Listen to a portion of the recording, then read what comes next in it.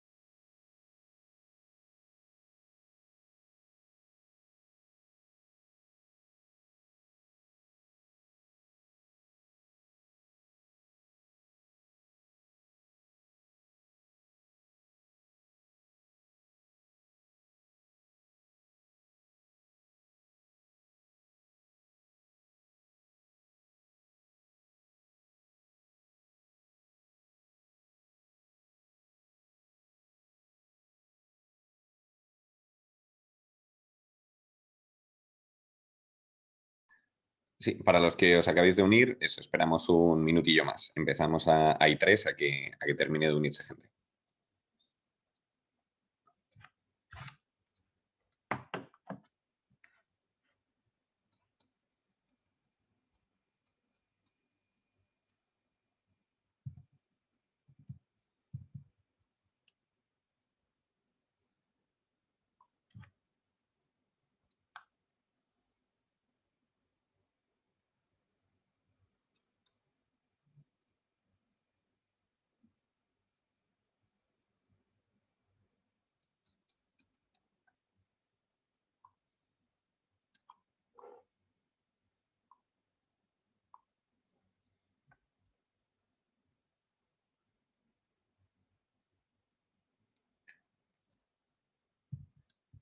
Venga, pues si os parece, ya vamos empezando.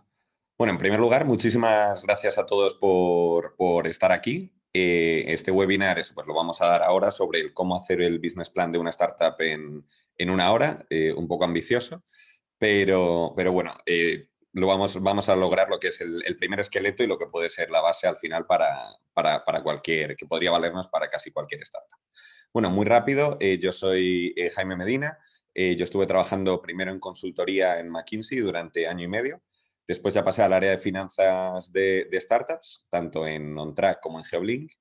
Y desde hace año y medio, junto con mi socio César González y nuestro equipo, pues llevamos The Startup CFO. Que en The Startup CFO lo que hacemos es ofrecer servicios financieros, servicios de CFO externo para más de 30 startups. Ya hemos trabajado. Entonces, bueno, llevamos dándole vueltas a cómo compartir el conocimiento que tenemos con la comunidad y de eso ha salido pues el hacer este webinar y también el programa de Academy, que igual alguno habéis visto ya anunciado en LinkedIn o en nuestra web. Pondremos ahora por el chat algunos comentarios sobre más información sobre el programa completo de Academy, que es este curso que vamos a empezar en septiembre. Y al final, por cierto, sí que daré más detalles. En los últimos 5 minutos dedicaremos a hablar un poco más en detalle de cómo funcionará. Vamos a ir un poco rápido, entonces si tenéis preguntas, lo que os comentaría es ponerlas o podéis levantar la mano. Si veis que me he saltado algo, que puede ser, o que me he equivocado en algo completamente, podéis darle a lo de levantar la mano, que está en reacciones o en reactions, en Zoom, en la parte de abajo, o si queréis escribir directamente una pregunta por el chat. Y si es alguna pregunta más conceptual o más general o algo aclaración o sinceramente sobre cualquier tema, pues en los 5 o 10 últimos minutos también habrá espacio. Entonces, bueno, por supuesto, lo que vamos a ver hoy es una simplificación. Nosotros le dedicamos más de una hora, lógicamente, a construir los business plans y luego cada empresa tiene sus particularidades. Pero eso no quiere decir que la estructura o el esqueleto o la manera de pensar sí que fuera completamente válida la que vamos a presentar. Entonces, en particular, lo que vamos a presentar hoy de los modelos de negocio típicos de startup, pues uno muy típico y que varios clientes nuestros tienen, es el SaaS B2B. Un SaaS es un software por el que tú pagas una suscripción que puede ser mensual o anual, desde lo más común que puede ser Netflix a lo que más puede ser ya tipo empresa, software grande, como puede ser un incluso SAP, un software de ese tipo, o Salesforce. Y entonces vamos a ver un SaaS B2B, que por cierto nosotros tenemos varios clientes con ese formato y he visto de hecho ya entre los participantes a Bryce que trabaja en Graphex, que es uno de nuestros clientes y la verdad Graphex podría aplicar perfectamente a este tipo de ejercicio que vamos a hacer hoy. Entonces, bueno, voy a compartir pantalla para construirlo en Excel desde cero y vamos allá. Entonces, vale, ya veis mi pantalla, entiendo. Entonces voy a poner aquí para poder ver la lista de participantes y el chat y tenerlo a mano. Vale, entonces, ¿qué vamos a ver hoy? En primer lugar, cualquier business plan tiene que tener un plazo de tiempo razonable. Es decir, tú estás planificando lo que le va a ocurrir a la startup, estás intentando prever su P&L en un plazo razonable. Entonces, vamos a suponer que es ese plazo razonable. Pues yo recomendaría, por ejemplo, 3 años. Entonces, vamos a hacer un modelo el cual pues llega hasta el mes 36. Sinceramente, luego es un modelo de este tipo, de una startup que no ha empezado, por ejemplo, hay muchísima incertidumbre. Pero tú sí que quieres demostrar que hay potencial de un crecimiento amplio a largo plazo, pero lógicamente tampoco te estás comprometiendo que va a pasar a 10 años, por ejemplo. Entonces, 36 meses es una buena medida, ni más ni menos, diría yo. Luego, por cierto, también, y esto es típica tontería que vemos en muchos modelos cuando entramos, evitad poner los años en columnas intermedias, porque luego os va a estropear muchísimas fórmulas. Entonces, si vais a hacer años, yo lo que recomiendo es agruparlo en columnas de la izquierda. Hoy no lo haremos por tiempo, pero vamos, lo mejor es tener la sucesión de meses así. Entonces, en primer lugar, ¿con qué vamos a empezar? Pues lógicamente con el revenue. Entonces, que es los ingresos de la startup. Entonces, el revenue, lógicamente, pues va a ser, o sea, al final es una manera muy, muy lógica de ir desagregando poco a poco cada parámetro que tenemos. Entonces, tenemos un ticket, que esto sería, por ejemplo, lo que paga pues, el usuario al mes por este software B2B que hemos hablado. Entonces, hay un ticket medio y unos usuarios activos, ¿vale?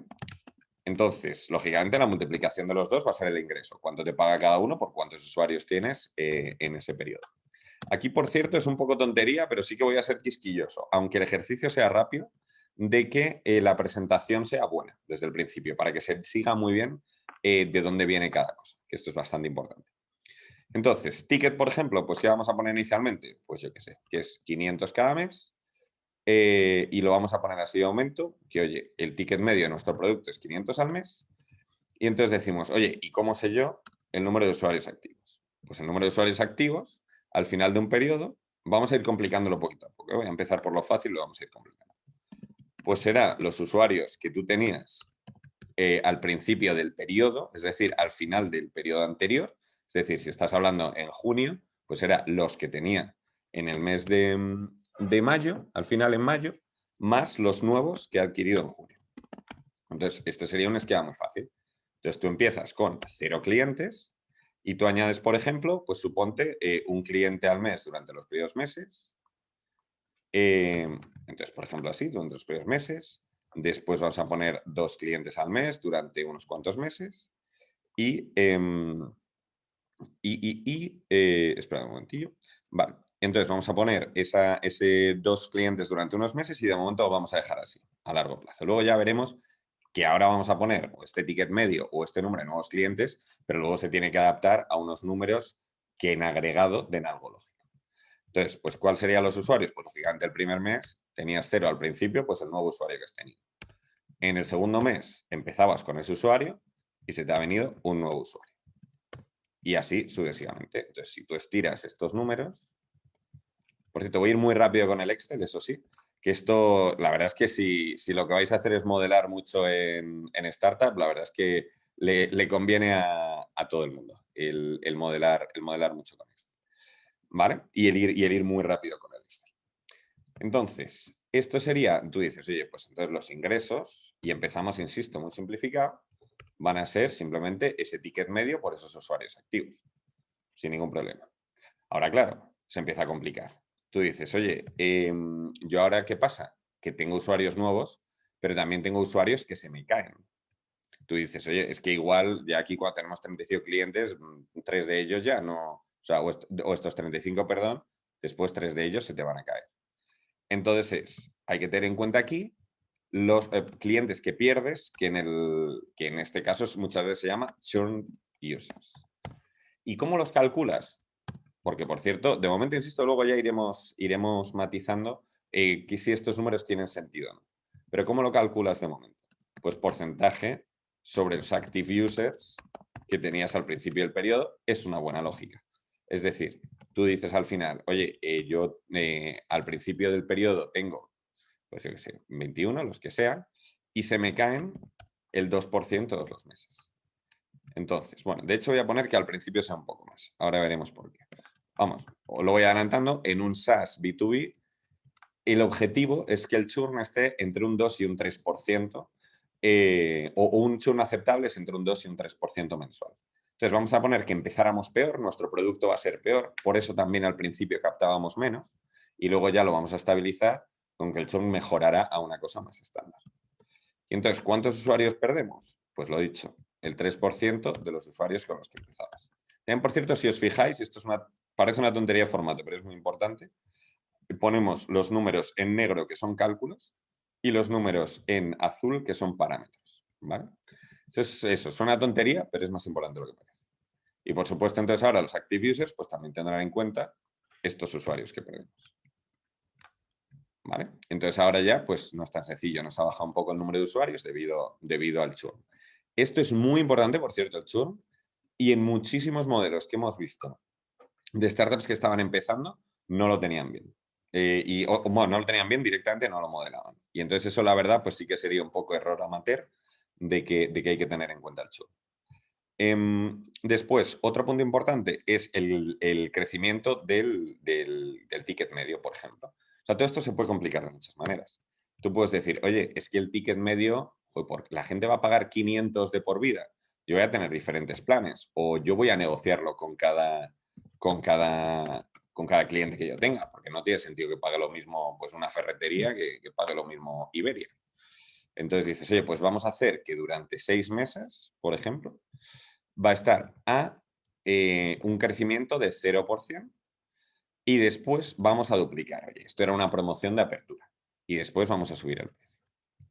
Entonces tú aquí dices, por ejemplo, que este número, que ahora ya va a ser un cálculo, los del mes anterior, con el crecimiento, en este caso el 0%, pero como vaya siendo al futuro. Entonces tú dices, oye, pues va siendo creciendo el 0% y aquí duplicamos el precio. Y a partir de aquí vamos a poner, que esto de nuevo lo revisaremos al final si tiene sentido o no, pero vamos a poner que crezca un 1% después con el tiempo, pues porque cada vez irás captando mejores empresas. Entonces, por ejemplo, eso, tú ya tienes esta estimación para tus revenues al final del periodo.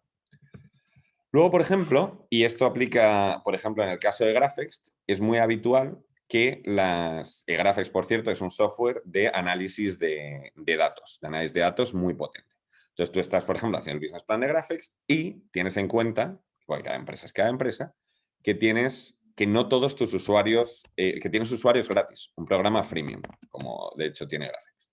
Entonces, ¿qué pasa? Pues que aquí cambian un poquito las cosas, porque ahora ya no todos tus usuarios pagan. Entonces hay un porcentaje de paying users. Entonces, imagínate que vamos a decir que es yo qué sé, que vamos a decir que desde el principio, que va creciendo. Por al principio tú lo estás ofreciendo muy gratis y va creciendo poco a poco. Entonces, por ejemplo, 20% tal, y se estabiliza en un 80%. Vamos a decir. Pues oye, van a Jaime, pagar. Sí. Jaime, hay una pregunta en chat Ah, antes de que continúes. La ¿no? pregunta es, si algún cliente te paga por adelantado un año, ¿dividirías esa cantidad entre 12 o cómo se metería en el modelo? Muy buena pregunta. Esto es para la simplificación del caso en el que efectivamente tú facturas todos los meses o tú cobras todos los meses, que es la manera un poco más fácil. Si alguien te paga upfront un año entero, se complica un poquillo por varias razones. Primero, se va a complicar a efectos de caja, que nosotros lo que vamos a hacer es cobrar el año entero por adelantado. Y eso, cuando vayamos a la parte de caja, sí que va a tener un efecto. También, por otro lado, lo que vamos a hacer es, sí que proyectaríamos en los ingresos en todo el año. Es decir, si nos pagan 6.000 euros en enero por 12 meses, vamos a poner contablemente 500 euros cada mes. Y nuestro MRR, Monthly Recurrent Revenue, va a ser 500 euros al mes. Pero efectivamente habrá que tener cuidado, porque aquí ya no es el porcentaje de active users los que te pueden churnear, los que puedes perder. Será el porcentaje de los que renuevan. Entonces, esta fórmula cambiaría un poquillo, pero los ingresos se mantendrían igual independientemente de cómo facturaras. Eso es un punto bastante importante. Y eso es la periodificación de los ingresos.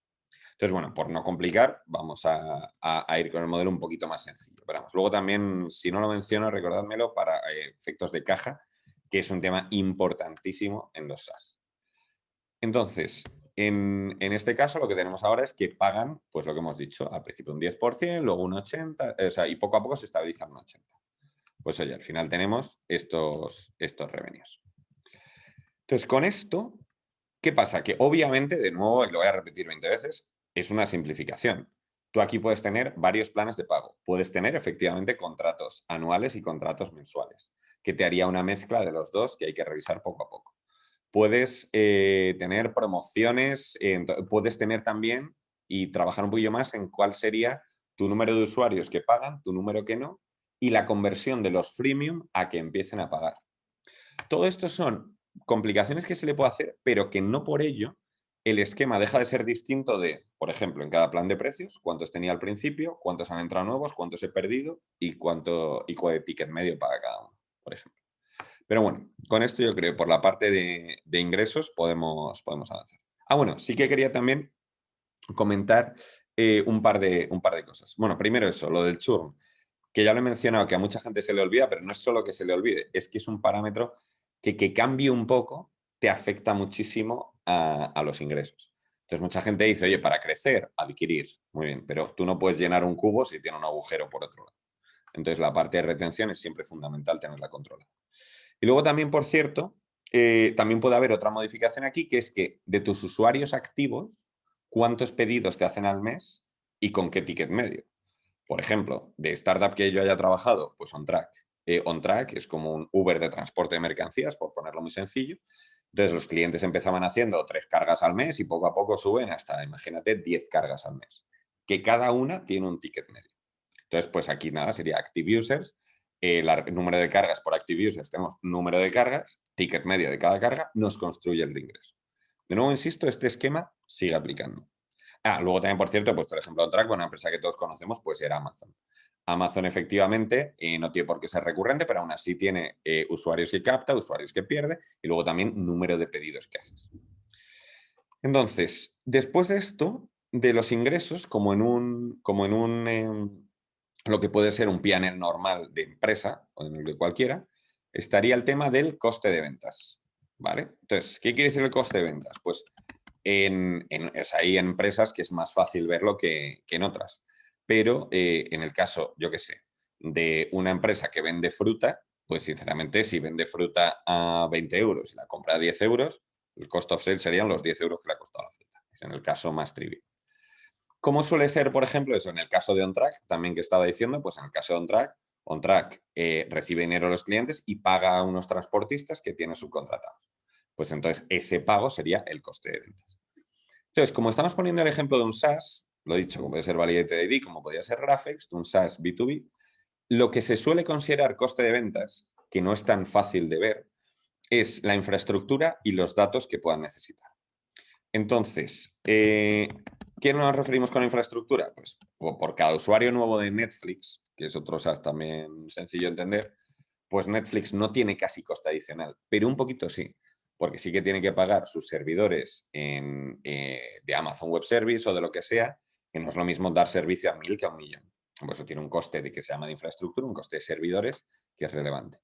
Y luego también muchas startups pueden depender de cuánto de datos. Entonces, por ejemplo, eso en Geoblink, por ejemplo, pues oye, que es una empresa también que agrega datos de geolocalización y resuelve casos de location intelligence para clientes, se apoya mucho en datos externos y eso, entonces tú cuantos más clientes tengas, más llamadas para coger datos tienes que hacer. Igual te cuesta 1 céntimo la llamada de datos.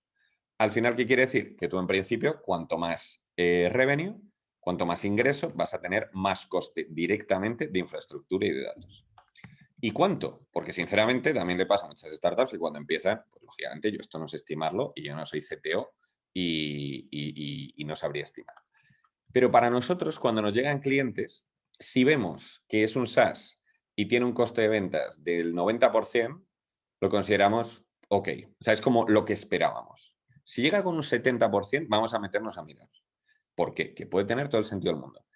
Si alguien, cuando proyecta su startup a futuro, pone que van a ser 100 euros de infraestructura para siempre, pues ¿qué pasa? Que tú dices, oye, macho, no lo va a ser. Es algo que, porque en el futuro no vas a tener un margen de 99,999%. No vas a ser tú el único SaaS.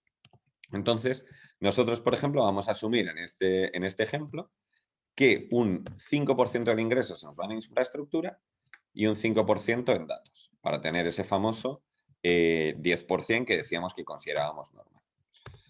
Entonces, pues esto lo proyectamos y nos da que esto, bueno, de nuevo voy muy rápido con el Excel, luego por cierto compartiremos el archivo en la web y también os lo podemos enviar por mail al que lo desee. Pero bueno, lo dicho, con esto ya tenemos proyectado el coste de ventas. Aquí de nuevo, eso lo mismo, hay startups en las que el revenue es más importante, como puede ser un SaaS. Hay otras que el margen, que es el siguiente punto, puede ser más importante, como puede ser un on-track, porque vives efectivamente del margen que tienes con los transportistas que subcontratas. Entonces, después con esto llegamos a un margen. El margen no puede ser más sencillo, es simplemente ingresos menos coste de ventas. En este caso, bueno, más coste de ventas porque lo hemos puesto en negativo. Un punto importante también. Estoy modelando deliberadamente solo una línea de negocio y una línea de negocio recurrente. Pero es muy, muy típico en startups, muy, muy típico, tener varias líneas de negocio e incluso en SaaS tener una línea de negocio recurrente y otra de servicios. Pues oye, si tú estás creciendo es muy normal, o con un software nuevo, es muy normal que al principio digan, oye, yo te contrato el software, pero ayúdame, como un caso de consultoría, a sacarle el máximo valor. Pues en el caso de Graphex, oye, ayudadme como podría ser eso en su caso, ayudadme a usarlo y a resolver el caso de negocio, que es el que de verdad tengo el problema. Entonces, pues en ese caso, lo que no tendría sentido es calcular el margen de las dos líneas de negocio juntas. Van a ser completamente distintas. Entonces, por cierto, el revenue se agregaría, para tener el revenue total, tendrías el revenue de esta línea de negocio más el revenue no recurrente. Y para el margen, lo que recomendaríamos es separar las dos líneas de negocio, porque son dos mundos completamente distintos. Entonces aquí, por cierto, el margen porcentual, como lo hemos calculado a posta, pues le hemos puesto el 5 y el 5, pues lógicamente nos sale 90% el margen que esperábamos. Y entonces, con esto hemos llegado hasta el margen. También otro tema importante, muchas veces se toma para la valoración de un SaaS, y esto es muy regla general, pero lo comento, 10 veces el margen bruto mensual, pero anualizado. Como crecen tanto las startups, no te da tanta información el año, sino el último mes.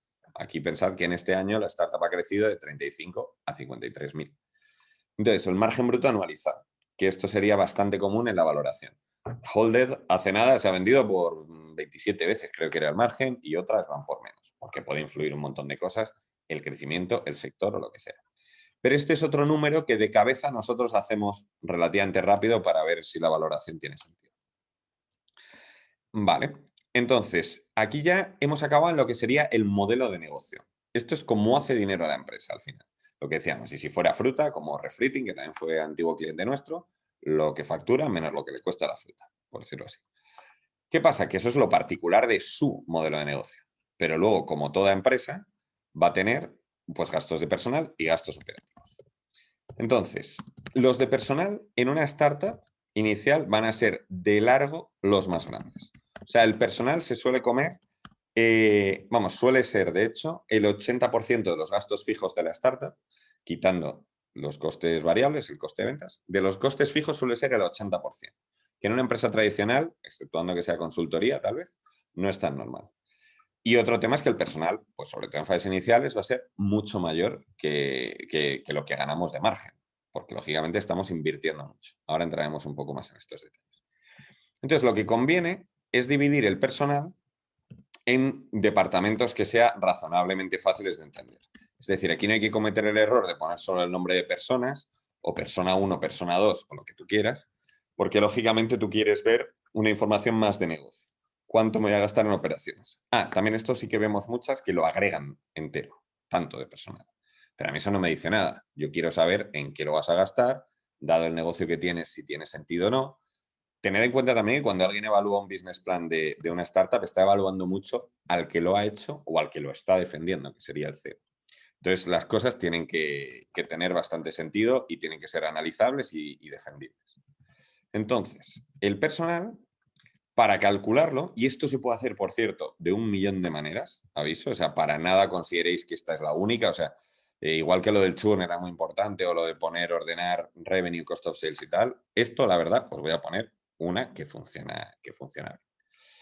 Ponemos nosotros personal cost, después headcount, es decir, el personal en unidades, literalmente, en individuos, y después ya pondríamos una tabla con estos individuos, qué roles van a tener, cuándo les vamos a fichar y con qué sueldo bruto.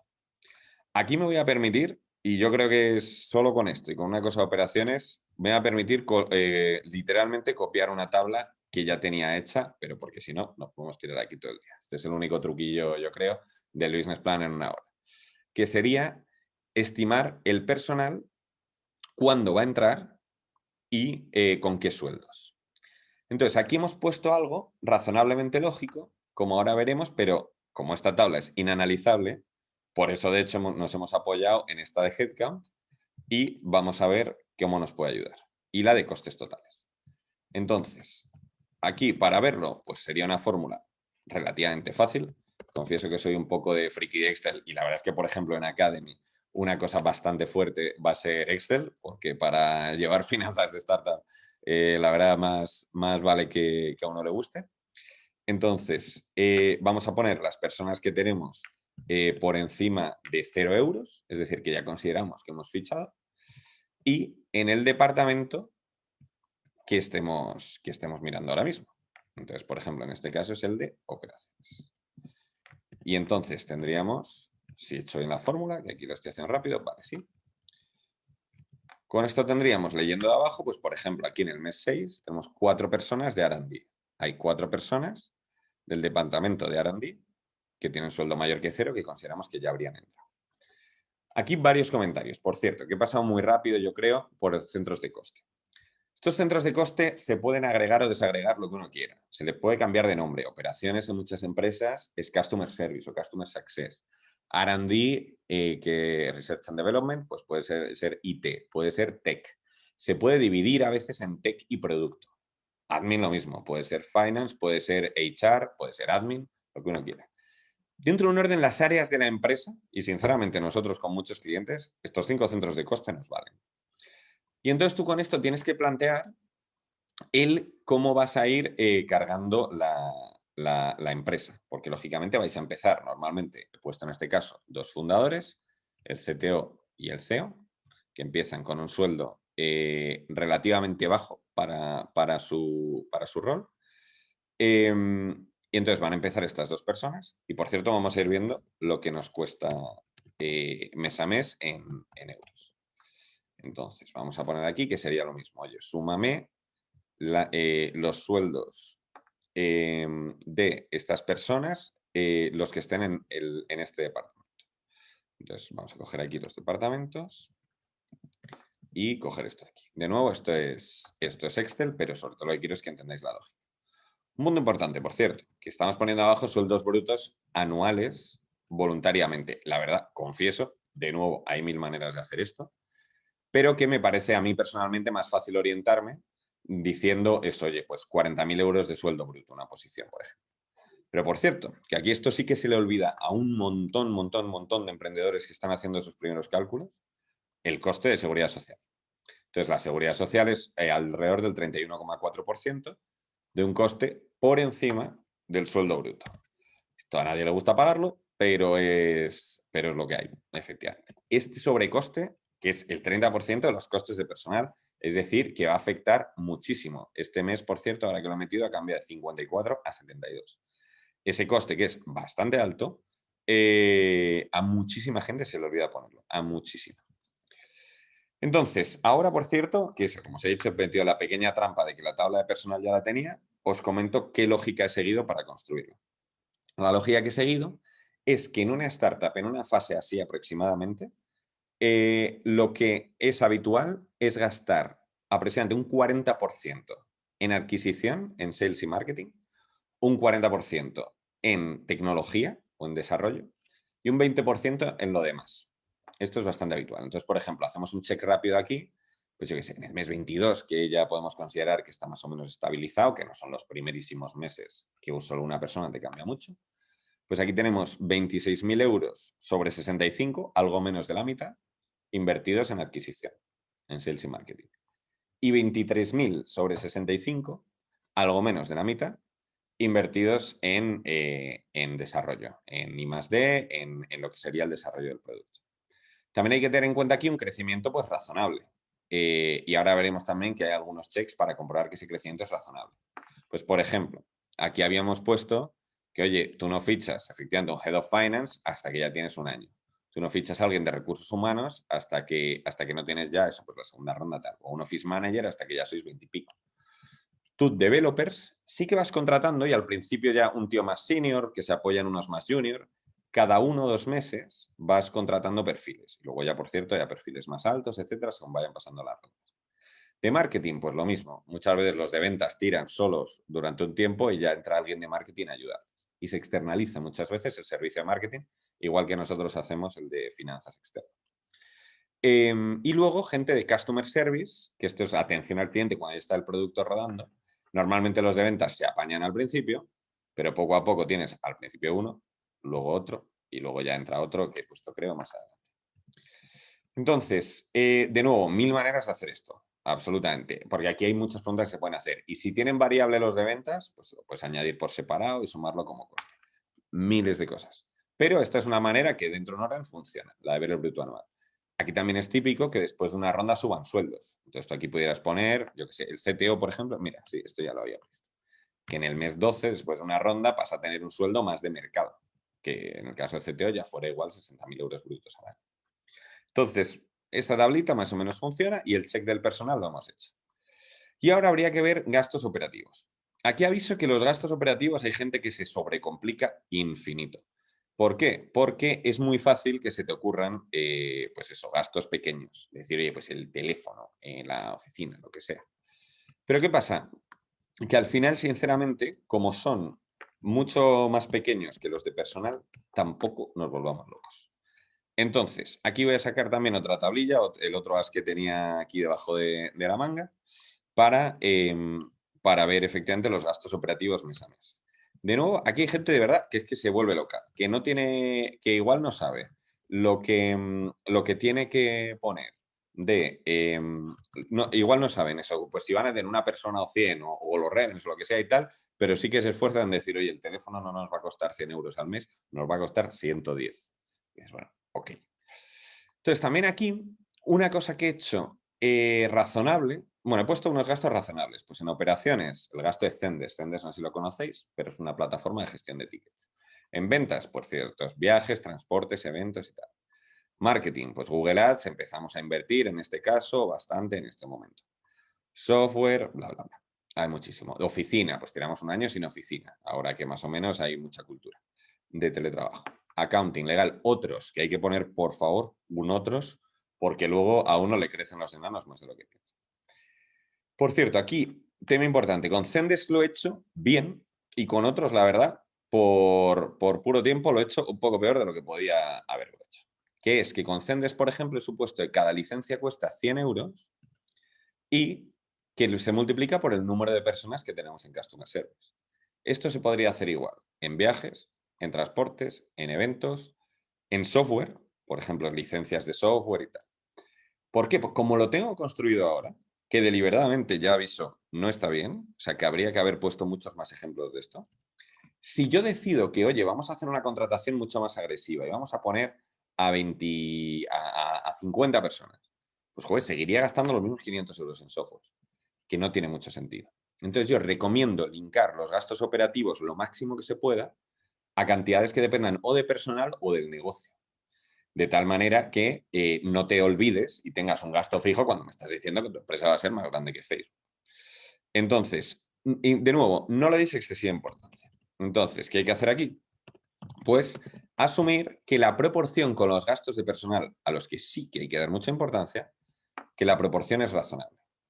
Entonces, por ejemplo, nosotros lo que queremos ver es ese famoso 80-20 que os comentaba antes, que el 80% de los gastos fijos sean de personal y el 20% operativos. Que no es palabra de Dios, que no nos volvamos locos para que sea el céntimo, pero que si nosotros a alguien que me está presentando su business plan lo veo mucho, mucho, mucho por debajo, digo, aquí hay algo raro.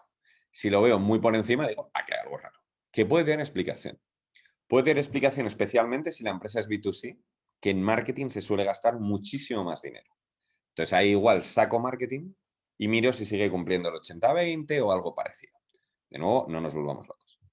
En este caso, pues me ha salido un poco menos, porque los gastos fijos serían 77.000, estos son 12.000, pues es aproximadamente una sexta parte, más o menos.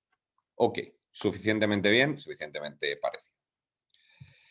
Y entonces, con esto ya tenemos lo que es la base para rematar lo que es el P&L. Y por cierto, rematar la primera versión, que aquí nadie ha dicho que todos estos números tengan sentido todavía. Y que eso ahora va a ser un trabajo que tenemos que hacer bien. Entonces, pues, ¿qué es lo siguiente? El EBITDA. Ya tenemos todo. Es muy raro, por cierto, calcular por debajo de EBITDA en esta fase. Y depende del negocio. Si es un negocio financiero, sí que tiene sentido por los intereses o inmobiliario. Pero si es un negocio típico, un SaaS, pues, no sé, una startup típica, la verdad es que todos los ejemplos que he puesto de Reflecting, he puesto ejemplo de Validate ID, he puesto ejemplo de OnTrack, sinceramente, con llegar a EBITDA vamos bastante bien. ¿Y el EBITDA qué sería? El margen que le sacábamos, menos los costes de personal, menos los costes operativos. Y con esto, pues tenemos efectivamente lo que sería el EBITDA del año. Vamos a calcularlo también en porcentaje sobre los ingresos. Y con esto tenemos una cifra, claro, al principio tenemos unas pérdidas loquísimas frente a los ingresos que tenemos, que poco a poco van siendo razonables. De nuevo, hemos puesto muchos números aleatorios de momento y habrá que ver si esto tiene sentido más adelante. Entonces, perdona que ha sonado un ruido. Vale. Entonces, con esta parte ya tendríamos lo que es la primera versión del P&L. ¿Qué pasa? Que el P&L no lo es todo y menos en una startup. Entonces, una cosa clave es el cash. Entonces, vamos a separarlo aquí. ¿Esto cómo se traduce en cash? Pues mucha gente comete el error de suponer que esto es igual al cash, que si yo empiezo con menos 46, luego menos 48 son menos 95, menos tal, y para nada es así. Entonces, copio aquí primero, lo voy a copiar un poco rápido de mi chuleta, confieso que tengo aquí una pequeña chuleta. Copio un poco rápido, ¿qué nos importa? Cash al principio del periodo, cobros y cuánto se nos va en coste de ventas, en coste personal, en costes operativos y la financiación que nos entre. Y con eso tendremos un cash al final del periodo. Pues oye, empezamos con 0 euros, como todo el mundo. Vamos a suponer que los cobros van con un mes de retraso, si no cobramos por tarjeta, que es bastante normal, más IVA, porque vamos a cobrar con un mes de retraso más IVA. Vamos a decir que vamos a pagar también con un mes de los gastos operativos con un mes de retraso y con IVA. Por cierto, si por ejemplo supiéramos que todo es en el extranjero, pues no le pongamos el IVA, pero antes se lo vamos a poner. Vamos a suponer que el personal sale todo en el propio mes, que esto no es del todo verdad, por las retenciones, por la seguridad social, etc. Pero que sinceramente, como estamos poniendo mes 1, mes 2, mes 3, pues no sabemos cuál es enero o cuál es abril, que es cuando se pagan las retenciones, por ejemplo. No le ponemos IVA, obviamente, al personal. Y a los gastos operativos, de nuevo, sí. Vamos a decir que pagamos con un mes de retraso y con IVA. Financiación. Pues esto, aquí ya empezamos a poner números nosotros. Vamos a poner de inicio, y luego ya veremos si tiene sentido, que necesitamos 300.000 euros. Y entonces el cash con el que acabamos el mes, pues nada, simplemente este. Y aquí el cash con el que iniciamos el mes, pues es el final del mes anterior. Y si ahora arrastramos esta fórmula, vamos a suponer que, oye, nos entran 300.000 el primer mes y gracias. Y ya en el futuro, pues veremos si nos hace falta más. Eso lo veremos cuando empecemos a ver números que puedan ser razonables o cómo termina de cuadrar todo esto. Aquí lo que vemos, por cierto, ya vemos un avance de una cosa, es que de momento con los números que tenemos seguimos perdiendo dinero durante mucho tiempo y de hecho eso, perdiéndolo. Así que ahí vamos a tener que ajustar luego. Y luego, ¿qué otra cosa importante? Porque, oye, aquí nadie me dice que todo esto tenga sentido desde un punto de vista de métricas. Oye, que yo he decidido poner aquí, no sé si os acordáis, como si no importara nada, el número de nuevos usuarios al mes y he puesto de forma completamente inconexa cuántos comerciales y cuánto gasto en marketing necesitábamos. Y también aquí hay una cosa que tiene bastante sentido. Tú, para captar Netflix, igual necesitas gastar a alguien para que entre en Netflix poquito dinero en marketing por cada persona. Otras cosas porque ya hay un orgánico que es muy famoso en la empresa. Si tú estás vendiendo un software que la gente se tiene que gastar 1.000 euros al mes, como has puesto aquí, ojito, que la venta va a ser larga. Vas a hablar con el de finance de la empresa, tiene que aprobarlo el CEO y entonces probablemente necesites que, oye, un comercial igual te cierra unos poquitos clientes al mes. ¿Cómo sabes tú si estás poniendo Jaime, algo razonable? Jaime, antes de continuar, tenemos otra pregunta que dice que si el revenue se pone con IVA o en el ticket. El revenue no se pone con IVA ni en revenue ni en ticket. Ojo. O sea, el revenue, los ingresos de la empresa son siempre la factura bruta, sin impuestos. Si tú facturas 100 euros más IVA, 121 euros al cliente, tu ingreso son 100 euros. Luego, eso sí, el cliente te va a pagar 121. Esto ya es más un tema de contabilidad. No me puedo enrollar infinito, pero vamos, sí que me parece también buen punto. Esto es siempre sin IVA, pero el cobro va con IVA. Luego aquí una cosa que me he quitado por simplificación es que tú esa diferencia de IVA la tienes que después pagar con la administración cada 3 meses. Es decir, si a ti te están pagando más IVA del que estás pagando tú, cada 3 meses al Estado le tienes que dar la diferencia.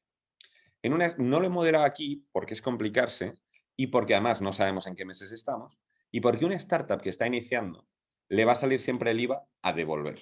Es decir, está pagando más IVA del que le están pagando a ella. Y Hacienda devuelve el IVA con 1 año y pico de retraso. Conclusión, no le va a afectar para los siguientes 12 meses o pocos meses de financiación. Entonces el IVA por eso lo ponemos los cobros en los pagos y yo de momento no me complicaría más. Si tuviéramos más de 1 hora para hacer el modelo, igual le terminamos de meter ahí un poco de cableado, por decirlo así. Entonces, metiéndonos en el tema de las métricas, aquí hay un punto importante, que es cómo sabemos si efectivamente esto tiene sentido. Es lo que os decía antes de que en una empresa crecida, si tus tickets son altos y son de empresa, vas a necesitar más comerciales igual, y oye, igual no lo hemos hecho bien esto.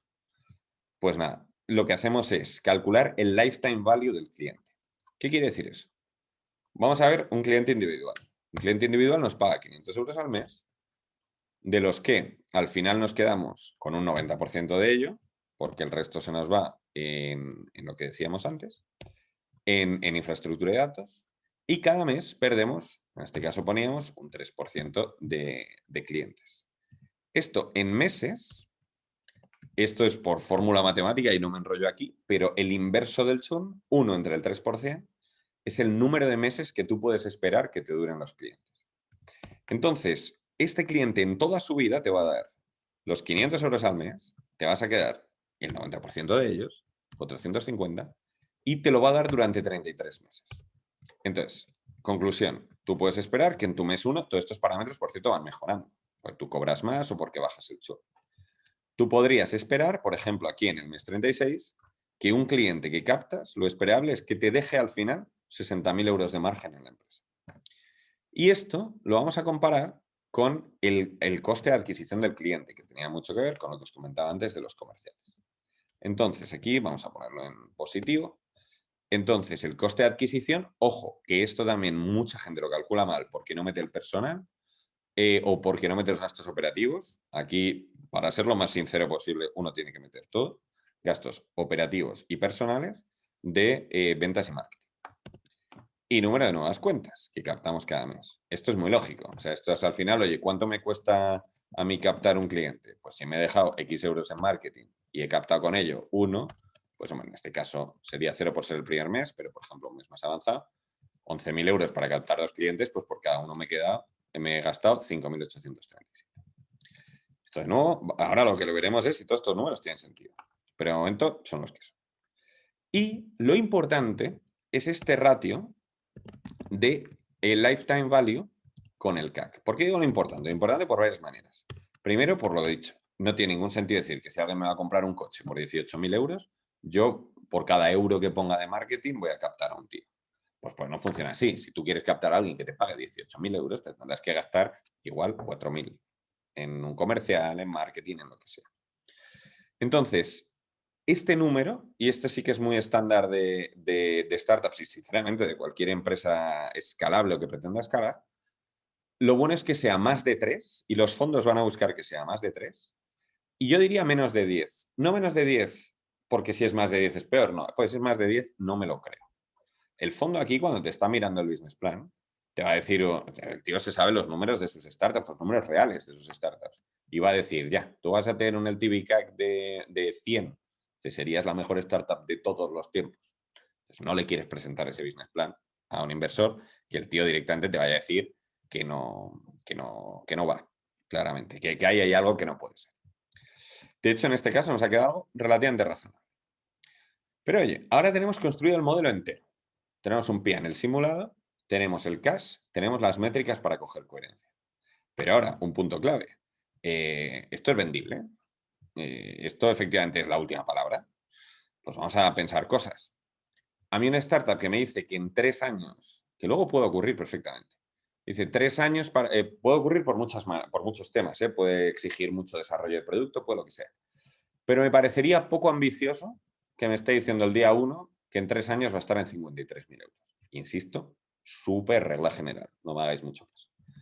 Entonces, también por el hecho del ejemplo, vamos a decir, oye, el ticket tiene que crecer más. Si tu producto es tan guay y estás captando y quieres captar clientes grandes, en algún momento, oye, tu fee medio, porque claro, empiezas captando a ferreterías Paco y acabas captando a Procter & Gamble. Pues tu ticket medio tiene que subir bastante. Vamos a poner que sube hasta ahí. Vamos a poner también, decir, oye, no vamos a ponernos objetivo de pagar el 80, vamos a ponernos que pagan el 90. Y el plan freemium tiene que ser limitado y tiene que convertir muy bien. Pues oye, eso que hemos ganado. Vamos a decir también que esto era una de las hipótesis más bestias, más rudas y al final de las más importantes, que oye, que es esto de que captamos personal, que crecemos orgánicamente y que crecemos de todo tipo, pero aquí seguimos captando 2 cuentas al mes. Pues no, señor. Aquí lo que vamos a hacer es poner que cada vez captamos más. Entonces, ¿qué vamos a poner aquí? Que captamos, pues eso, en este caso, cada 9 meses subimos 1 la captación. Captamos 3 durante un tiempo, captamos 4 durante un tiempo, captamos 5 durante un tiempo. Esto ya va teniendo más sentido. Y esta cifra ya me va gustando más. Esta cifra es eso, o sea, por encima de 1,66, si tú lo multiplicaras esto por 12, me estás diciendo que tus ingresos anualizados serían más de 2 millones. Ok, me gusta más. Entonces ya el check de los ingresos lo tenemos razonablemente hecho. Ahora, más checks que podemos hacer aquí. ¿Qué pasa? Por cierto, toca ingresos. ¿Qué pasa ahora con el LTV CAC? Que me ha subido bastante. Claro, estoy poniendo, pues los comerciales no los he tocado y el gasto en marketing no lo he tocado. Entonces, amigo, aquí hay que meterle... o sea, esto ya pasaría a no creérmelo. Te falta gente de ventas, te falta gasto en marketing probablemente. Entonces, vamos a ver hasta dónde aguantamos aquí. Pues tú dices, aquí vamos a poner coste de personal, me le voy a meter otros 2 account executive, por cierto, he usado aquí mucho vocabulario startup de account executive y tal, pero bueno, al final, gente de ventas orientada, si no por el departamento. Vamos a poner que necesitamos otros 2 y que estos, a ver, vamos a poner de momento aquí tal. Vamos a ver que estos 2 tipos entran, pues, por ejemplo, y mira mi chuleta, confieso, que entran en el mes 21 uno de ellos, Entonces estaría aquí en el mes 21 con un sueldo de 30.000 euros brutos y en el mes 26 otro de ellos. Vale.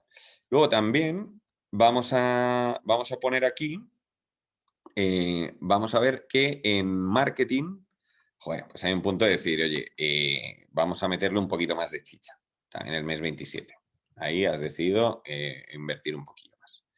Entonces nos metemos en marketing y vamos a decir que, oye, en Google Ads, que en negocios de este tipo suele ser bastante importante, vamos a meterle 5.000 a partir de un momento dado y que en PR, Public Relationship, es decir, medios, etcétera, te vamos a pasar a invertir el doble en un momento dado.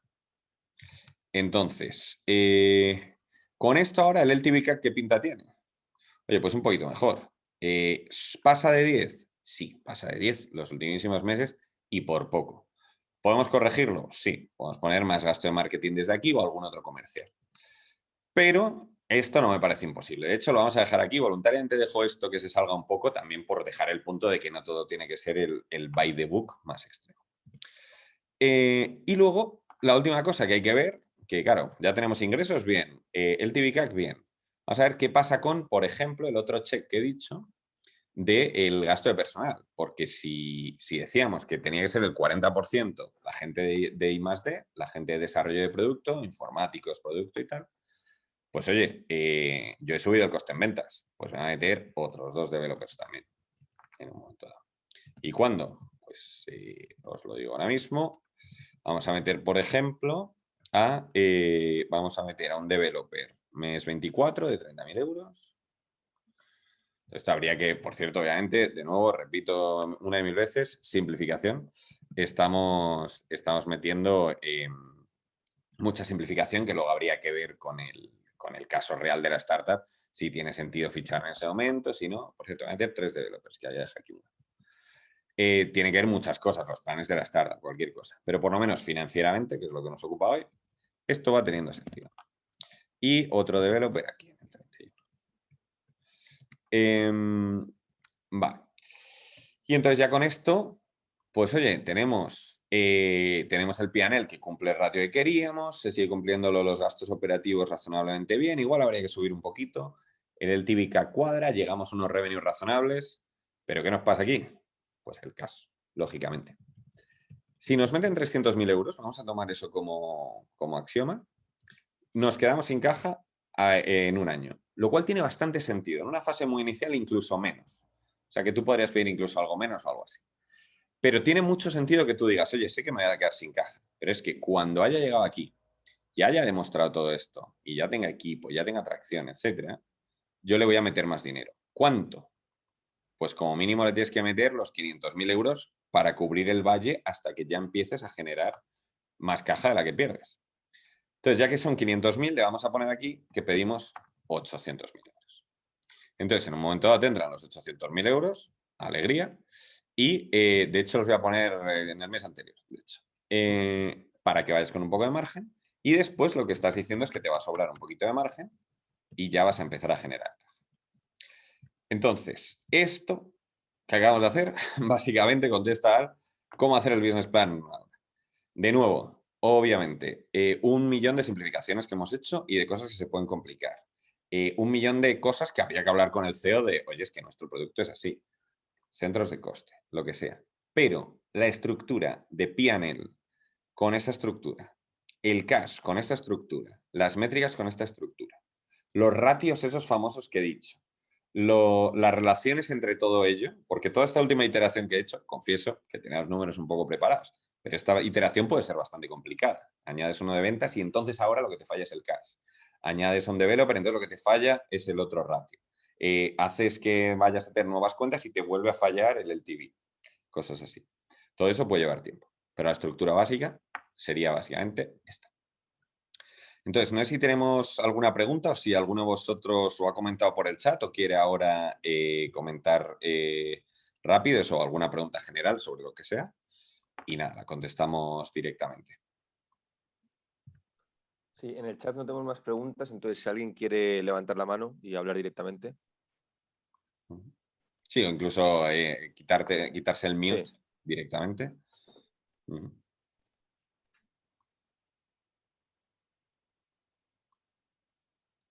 Espera, que veo algunas, ¿no? Vale. Veo aquí, bueno, felicitación, muchas gracias, Félix. Y si queréis también podemos pasar al tema del curso, efectivamente, que ya pregunta Ezequiel. Del curso, ¿qué queremos comentar? Pues el curso de Startup Academy lo que queremos es cubrir todos los puntos que pueden englobar en las finanzas de startup. ¿Qué quiere decir esto? Pues lógicamente una parte importante es esta de modelo de negocio. Otra parte es de entender finanzas, es decir, o sea, sí que vamos a dar un introductorio sobre finanzas en general, vamos a dar un introductorio sobre Excel en general, que eso, la verdad, insisto, la herramienta básica de todo financiero.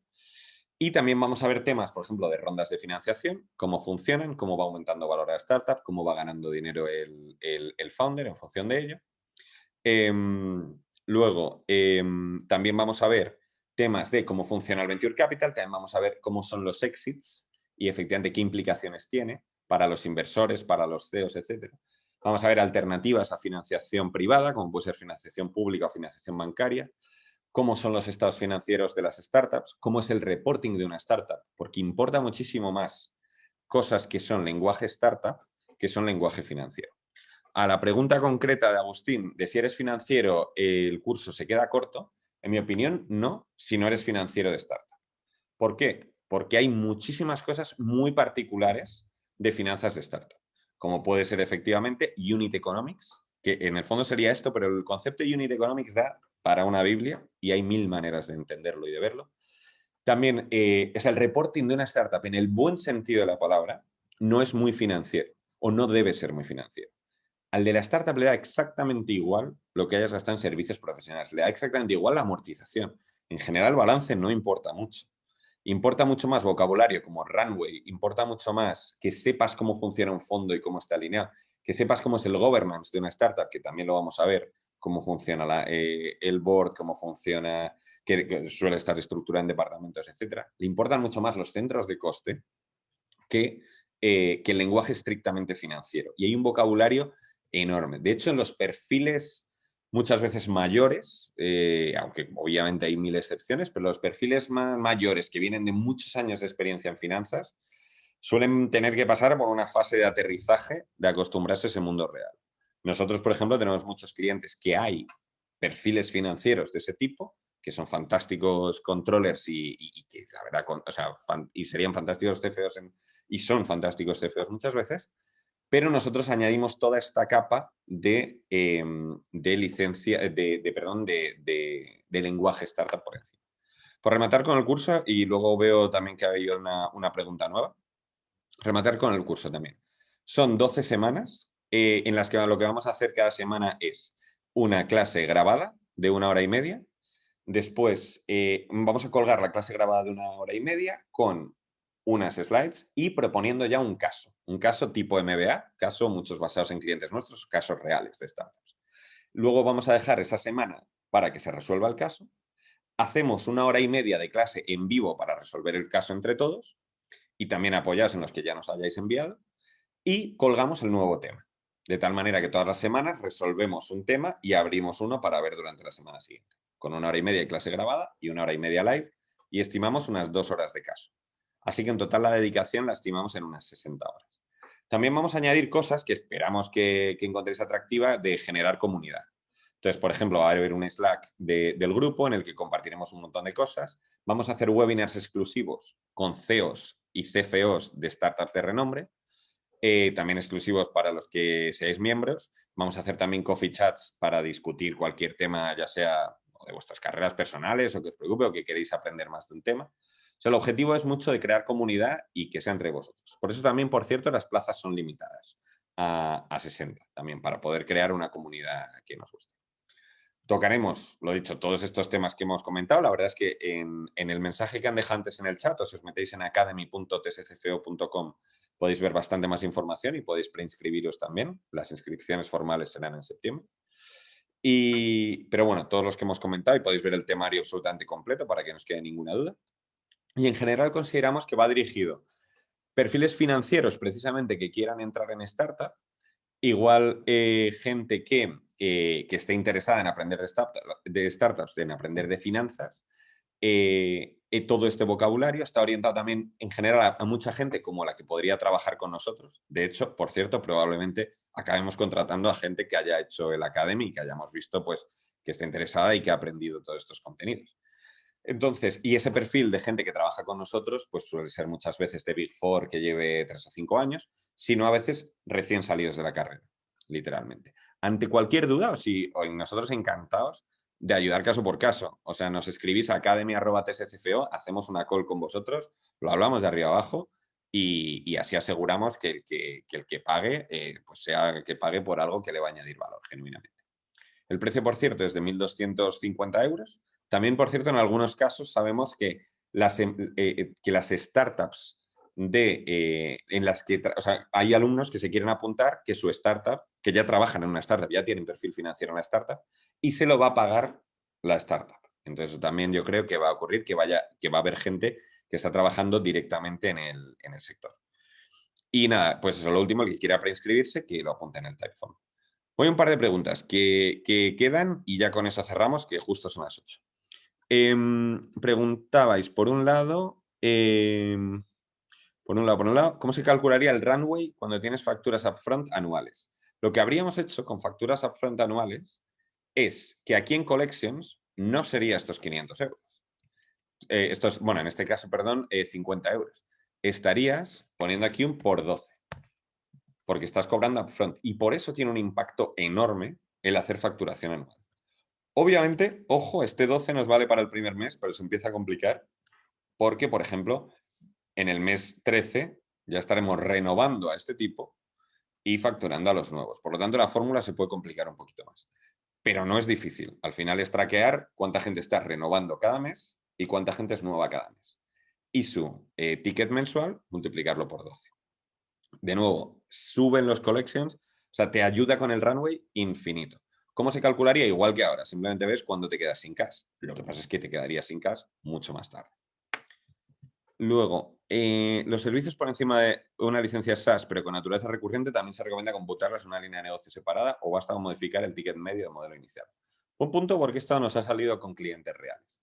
Si tiene naturaleza recurrente, o sea, aquí, si tiene un modelo claramente distinto, ejemplo, oye, que solo te pagan los nuevos clientes y te pagan si ocurre no sé qué y si tal, yo igual lo modelaría aparte. Pero después, cuando yo presentara en el deck el de inversión, el MRR, que es Monthly Recurrent Revenue, sumaría las dos líneas. Porque si es recurrente, es recurrente. Y te viene bien a ti decir que casi todo tu negocio es recurrente. Entonces, ese es un buen punto. Si tiene naturaleza recurrente, aunque se calcule de otra manera, lo calcularía de otra manera, pero lo sumaría todo en revenue recurrente. Y luego, por último, ya aunque salgan más, ya no cogemos más, que vamos un poco al límite. Relación entre LTV y churn sería que el LTV es lifetime value, el margen que me va a dejar un cliente a lo largo de su vida. Entonces, si cada mes nos churnearan el 50% de los clientes, por llevarlo al extremo, suponemos que ese cliente va a durar 2 meses. Entonces, nos va a dejar el margen que nos deje, en este caso los 450 euros, durante 2 meses. Pues 450 por 2, 900.